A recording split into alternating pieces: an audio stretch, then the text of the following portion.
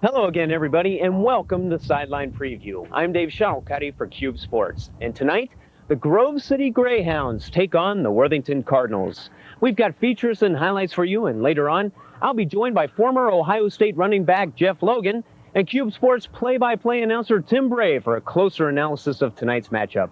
Right now, let's see what happened to these two teams last week. Grove City went against their statistical pattern and gave up 14 first-half points against Westland.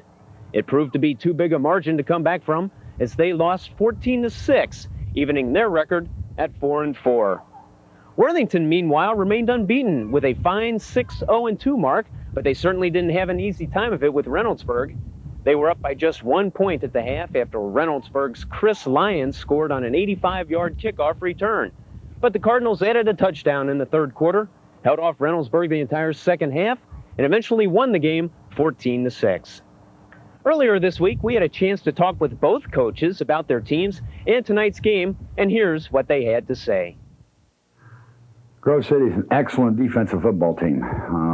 They do a super job on the defensive field, and they're a young football team. We've got a lot of juniors playing football, as we do also, and sophomores.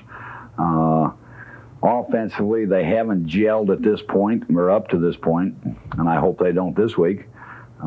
They've moved the ball well at times, but they just have lacked offensive consistency, much the same as we have. How would you assess the Worthington Cardinals? I think they're a fine football team. Obviously, they're undefeated. They're 5-0-2, and or 6-0-2, I guess, at this point. 8, yes.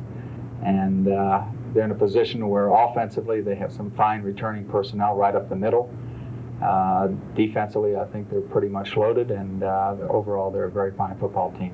I think the most important thing we have to do is have our offensive line come off football. They're a very physical defensive football team. They come hard, they angle a lot, they slant a lot, they're always moving defensively. And when you have a moving defense football team, your offense has got to come off football. If you sit there and wait for them, you're hurting. You're not going to be able to move the football. So we feel that our offensive line is going to be the key to this football game. They've got to come off the ball. They've got to strike people. And if they'll do that, then we'll move the football. What do you have to do offensively against Worthington this Friday? I think probably not show them too many things too often. Make good adjustments, and I think we'll give them a lot of different looks and give them something to think about rather than just come up and say we're going to run the ball down your throat. What are you going to do defensively against Grove City?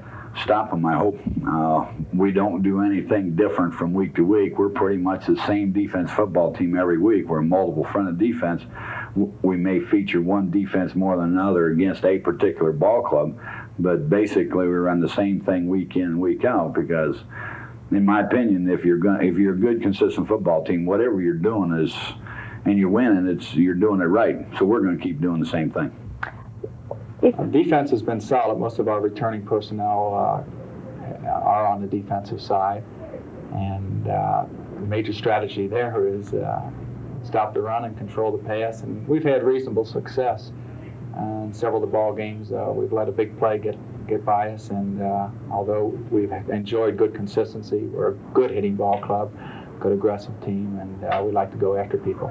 If we can gel offensively, then we ought to have a heck of a football game Friday night. If we don't, then we're going to have a massive defensive struggle. We asked each coach to pick a player he thought might be a key for his team tonight. As you heard, both coaches are expecting a defensive struggle, and they both chose defensive standouts. For Grove City, it's Doug Langdon. The 5'9", 181-pound senior linebacker leads the team with interceptions with 3 and is third in tackles with 21 solos and 18 assists. All this despite having missed 2 games with a collarbone injury. Doug is an outstanding linebacker for us. He's a 3-year starter or 3-year letterman, and he's not a real big young man.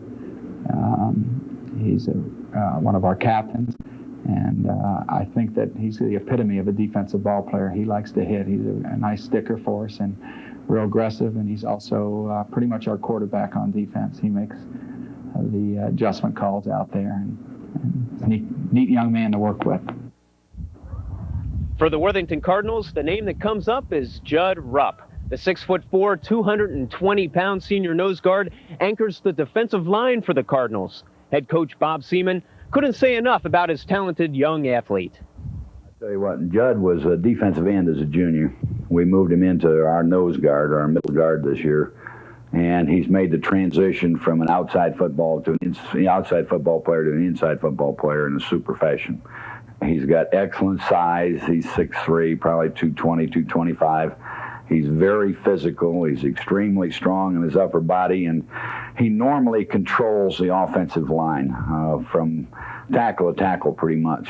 They normally try to double team him, and he normally whips a double team and makes a tackle. He's a great high school football player, and I think he's got a tremendous potential to be a college football player.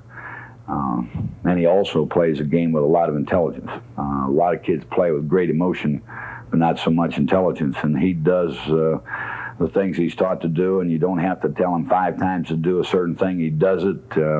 He's got a lot of screen and draw responsibility, along with being an aggressive lineman. So he's a super football player. We'll be right back with a special feature that I think you're going to enjoy. All that right after this.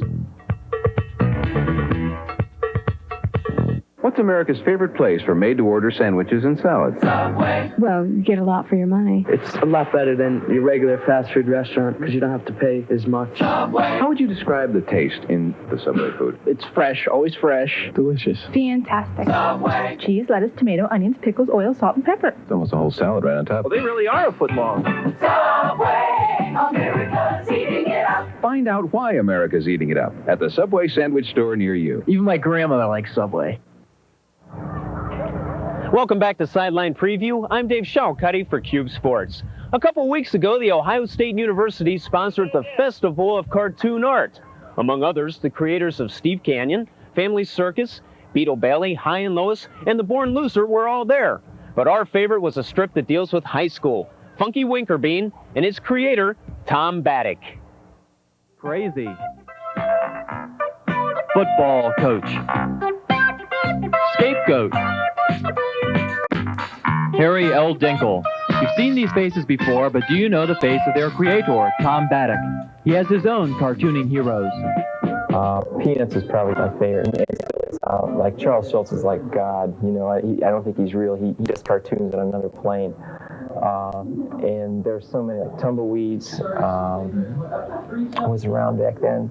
And of course, I really like Prince Valiant and Dick Tracy and Flash Gordon and those things, which were, you know, more popular at that time. Those are a lot of the influences. Tom, how did you first become interested in cartooning? When I was a very young kid, my dad would read me the funnies. I couldn't, read, but I wanted to know what was going on there. And from a very young age, there was a burning interest to want a cartoon. When I graduated from college, I was teaching, and I did some cartoons for a local paper. And it was just a panel once a week for their teen page. And what I did was I drew upon my experiences in school, the things that I saw around me, the teachers, things that would happen in study hall, that type of thing for the material in the cartoon. Do you ever wake up in the morning and think, I can't think of anything to draw today? No, I've been pretty lucky in that respect. The writing is very easy for me. The artwork takes a long time. It's harder for me to get the ideas on paper the way I want them. And as I improve just by doing it a lot, I get a little more ambitious, so I'm always a little bit behind in the art. The art takes me the longest to do, so to turn the strip out, it takes about 6 days a week. You seem to show an amazing insight into life in present-day high schools. How do you keep up with what's going on? Well, part of the fact is that mentally I never really got beyond the high school level, so I'm kind of permanently stuck there. And the other thing is that I substitute in my old high school, as a matter of fact, and it's a super situation because I substitute for the art teacher there. And he's pretty healthy, so I only do it maybe 5-6 times a year. But he lets me come into his room and just kind of hang around. The characters seem very different from each other. Do me a couple of sentences, please, on Les. Well, okay, Les is probably one of the main characters in the strip, and he was based on my college roommate. And Les is kind of, like say a lot of guys in high school have a problem, breaking up with a girl and letting her know it's over. Les's big problem is in letting her know that it's starting. In fact, Les probably gained his greatest notoriety. He's the school's hall monitor. He's got this little chair with a little machine gun on it that he uses, and he probably gained his greatest fame the day that he refused to let the fire department in without a hall pass. So he has his moments. Crazy. Okay, Crazy Harry is he's sort of a school rebel, but he's not like a violent type. Like he refuses to observe daylight savings time and things like this. And he's the one who plays the frozen pizzas on his stereo. Some of you sounded slightly interested in that. You might want to look up a Sgt. Pepperoni album, you guys recommend. I knew I should have been doing this by the door just in case I needed. Funky Winkerbean. Well, Funky probably has the least character of any of the students. He's sort of the straight man and the one that everybody kind of talks to and everything. And probably the most distinctive thing about him is his name, Funky. You walk up to someone and say, "Hi, I'm Funky." It kind of sounds like you're bragging a little bit. And he's not the kind of guy, he's not too loud, not too quiet. He's just kind of very average. And when he goes out on a date, he doesn't try to impress a girl by taking her to a really fancy restaurant or driving a real expensive car, spending a lot of money. He's not a lot of fun, but... It sounds like Funky is your alter ego. Do you identify with him? Yeah, I think I do. I try to make him real cute. And my favorite character, Harry L. Dinkle, the world's greatest band director. Yeah, that's become his full name now. You can't really say it without saying that last part. Harry, well, of course, he became a band director in the usual way. He was bitten by another one late one night. And he's a total band chauvinist. He would sell band candy to a diabetic. So he's totally involved in the band. And he's really become probably the most popular character in the strip. Now, you'd have to imagine that in a high-pressure job like this, that it's not always easy, especially at a school like Westview High School. When your school holds homecoming as an away game, school spirit is not quite what it could be. So that makes his job quite a bit tougher, and as a result, ulcers can often be a problem. And they are in Harry's case. Half the kids in his band have ulcers right now. And I really tried to avoid some of the cliches that I had seen done before in so-called teen strips. And I was just basically writing what I wanted to see. I did it for about 2 years, and then I took that material to New York and visited all the syndicates, and it's just a 1 in a million shot. I was very lucky to get syndicated the first time out. Once you've kind of developed some characters, and you've gotten the way you want them to look, and you've written some sequences, and you've gotten their personalities down pretty good, you've just about got the whole thing licked as far as cartooning is concerned, except for the most important part. And this is something I worked on and practiced for years, all through junior high, all through college, just constantly working on this until I could finally get it the way I want. And that's when you sign your name. Just days and days and days of practice. Oops, I did it wrong. See? I need more. And that's just sort of Funky Winkerbean, kind of how I do it. Speaking of bands, and you may be hearing the band in the background, that same weekend that Tom was there, the Buckeye Invitational Band Contest was held in Ohio Stadium. High school bands from around the state gathered to show off their stuff, and it was really quite a show.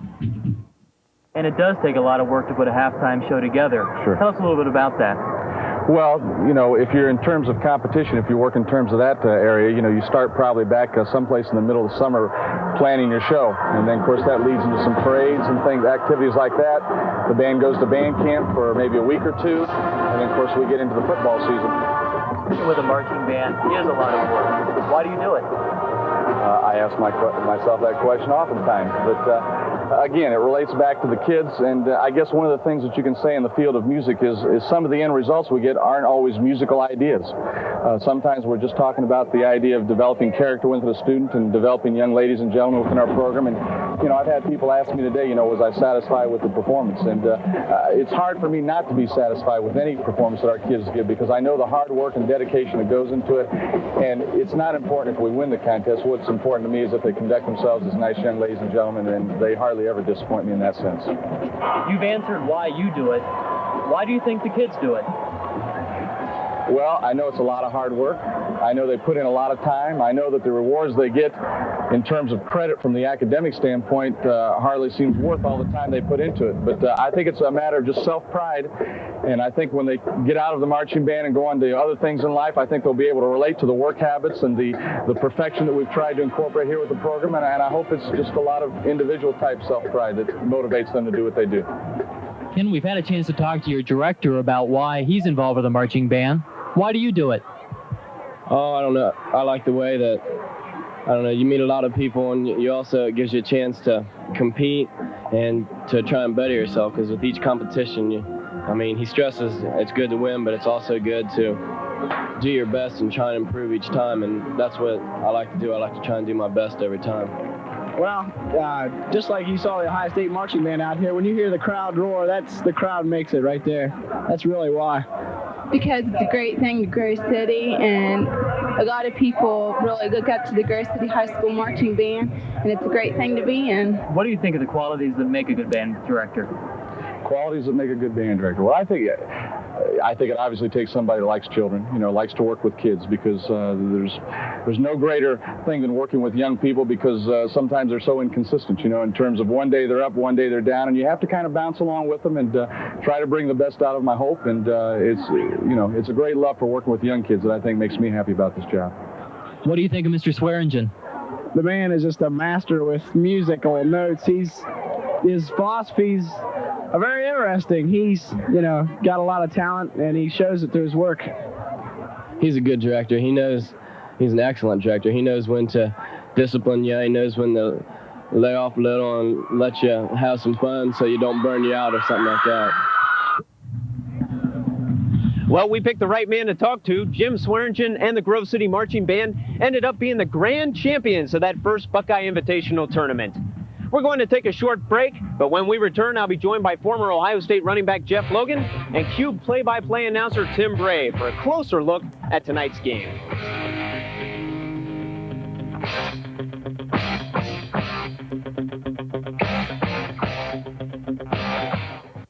Carfagnas. People from all over the world recognize the difference. Carfagna 佢哋好好食，佢哋乜嘢都有攞嚟煮唐餐。 See what I mean? Carfagnas is recognized for excellence in meats. Carfagnas, sapore buone. And for those special tastes from all over the world. Carfagna, c'est si bon. There's only one place like it. To Carfagna è con tapioca la groceria. It's the same in any language. Carfagnas means good food. Don't step on my toes. Welcome back to Sideline Preview. I'm Dave Shuttlecutty for Qube Sports, and I have now been joined by the two announcers for tonight's telecast. On my right, Tim Bray, and on my left, Jeff Logan. First of all, Tim, Grove City comes into tonight's game with a 4-4 mark. How good are the Grove City Greyhounds? Well, they got off to a very fast start, Dave, and then they lost two heartbreakers, one to Gahanna and then one to Upper Arlington. And then that sort of got them down a little bit, but yet they've been coming back up a little bit now, and they're ready for tonight's football game. This game's been touted as a defensive struggle now, Tim. How do you feel about that? Well, I think it's going to be a defensive struggle, except that perhaps if Grove City can get their offense in gear. They've been a little bit inconsistent, and they've had a lot of penalties offensively. Their defense is very strong, and hey, they have blocked 7 punts this season defensively. Unbelievable. They have a chance to play a spoiler in tonight's game. Worthington, of course, coming into the game with a 6-0-2 mark. And, Jeff, these Worthington Cardinals are a pretty tough team. Well, they are a good football team. They're well coached. They do a lot of things well offensively, and especially defensively. They're very aggressive, much like Grove City tonight. the thing that stands out about this Worthington football team is that they've had the 2 ties, one being out of the league over at Newark and one in the league against Upper Arlington 2 weeks ago. So very important game for them tonight. Worthington is sitting in the driver's seat. They control their own destiny. If they win all the way out tonight and next week against Gahanna, then nobody can take that league crown away from them. We don't want to overlook next week's game, but this week's game, but you've got to talk about Gahanna for just a second. Will the Cardinals be looking forward to that ball game? Well, I think it's very difficult not to look ahead to that game. That is a very big football game on their schedule. But I'm sure the coaching staff has really sat and talked to their kids about the fact that the most important game is the one we play tonight. If we don't win tonight, the one next week doesn't mean a thing. All right, Jeff, thank you. It's going to be a great ball game here tonight. We're at Worthington High School, the Worthington Cardinals, and the Grove City Greyhounds. Tim and Jeff are going to be heading upstairs. I'll be down here for all the sideline reports. We'll be back right after this.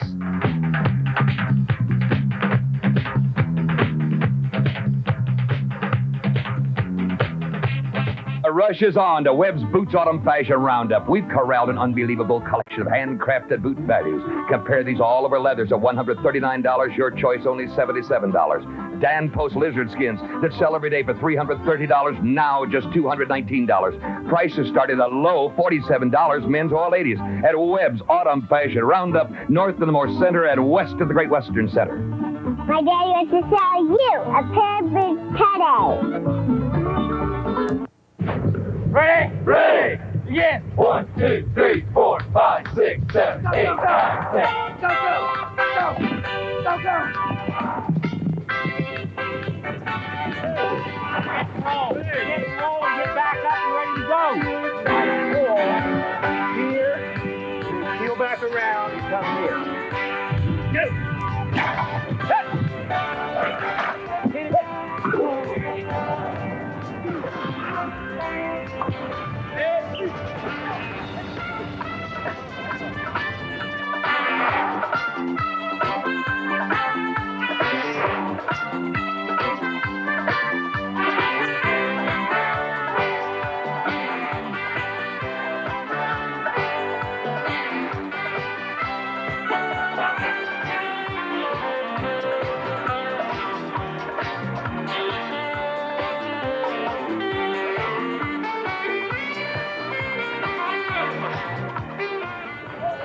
Qube Sports presents high school football. Tonight's game is between the Grove City Greyhounds and the Worthington Cardinals.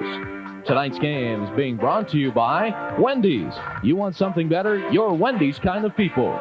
And by Dick Rule Ford at Sawmill and 270, just minutes from wherever you're located. And by Carfagna's International. Wherever you go, Carfagna's means good food.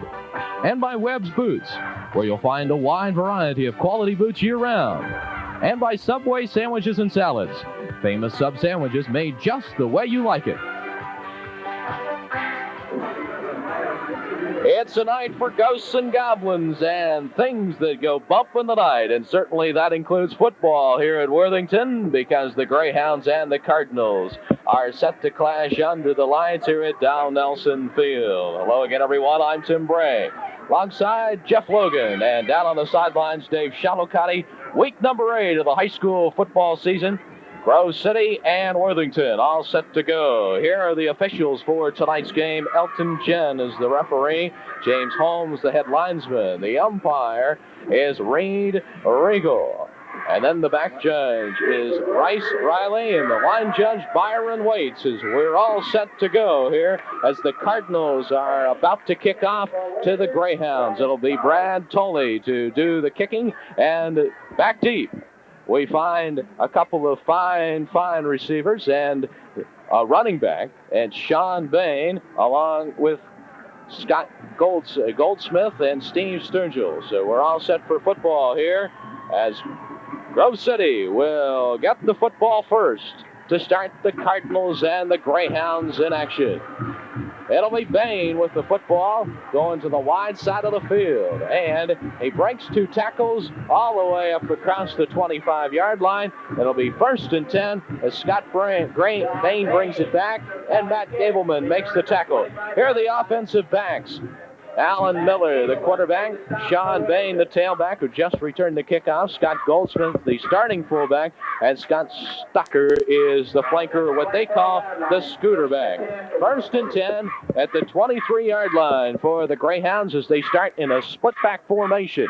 And it's a 3-4 defense put up by the Cardinals. First man through, and just a couple of yards, Judd Rupp makes the tackle on the fine ball carrier, Scott Goldsmith. It is a quick opener, and Jeff Armentrout is the tight end, and Troy Gather is the split end for Grove City. There's your offensive line: Bob Getz, Don Lane, Rick Webb, Doug Landon, Ryan Strasser. Ryan Strasser, the left tackle, he was a last-minute starter for the Greyhounds, who look at second down and call it 7 yards as they put a man in motion coming to the near sideline. That's Stocker, and they run this way. Bain gets the football, cuts inside a few yards, and Jeff Logan, it is a very quick Scott Goldsmith. Quick football player. He took the pitch coming to the left side, and the thing that he did so well, Tim, is you look at the Worthington defensive line of Linder, Rupp, and Cahall. Take a shot at the linebackers: Dolan, Lockett, Bobbitt, and Hubert. And the secondary: Toby Brown, Rex Rudy, Tom O'Leary, and Eric Hayden. What Goldsmith did so well, as we look at the measurement for the first down, is cut the ball up inside as the pursuit came by. It's going to be a first down for Grove City, and that does an awful lot for momentum on their standpoint, because they came into this game a decided underdog against an undefeated Worthington football team, and it's homecoming at Worthington. It couldn't come at a better time for the Worthington Cardinals, having to win a game against an opponent that's 4-4. And there you look at Jack Blair across the way. 17 years as a head coach in his 6th year at Grove City. Ball goes to the right side, and Sean Bain this time. Bain cuts it upfield, couple of yards, and Todd Corbett makes the stop for Worthington. It is a definite advantage for Worthington, playing at home, playing at homecoming, and with momentum. But then Grove City has played a couple of strong teams, very tough. There's the homecoming court. Split backfield, second down, 7 yards to go for a first down for the Greyhounds. First pass of the ball game, and it's complete over the middle to Troy Gather. And may I say, he gathers it in and we'll get it over with. I knew it had to come up sooner or later. Troy is their favorite receiver. He's caught 22 footballs coming into tonight's game. This time, Alan Miller just stands up, and it's a quick pop pass to a 6'3" receiver, which certainly doesn't hurt. That looked like the lob pass into Kareem Abdul-Jabbar, and the only thing he didn't do at the end was dunk the basketball. Good catch.